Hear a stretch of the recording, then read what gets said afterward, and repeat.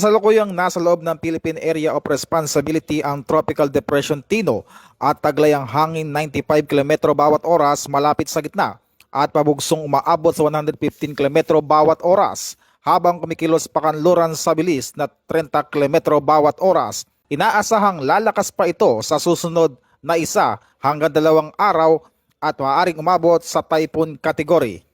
Itinaas na ang signal number 2 sa bahagi ng Eastern Samar, Dinagat Islands at Bocas Grande habang signal number 1 naman sa ilang bahagi ng Visayas at Mindanao. Nagbabala rin ang pag-asa ng storm surge o pagtaas ng alon na aabot sa mahigit 3 metro sa Dinagat Islands, Eastern Samar, Leyte, Western Samar at Surigao del Norte.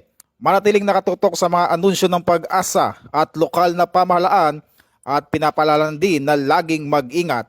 At yan muna ang weather updates sa mga oras na ito. Ako po si Patrolman Adrian Dayaw, nagbabalita para sa PNN Weather Updates.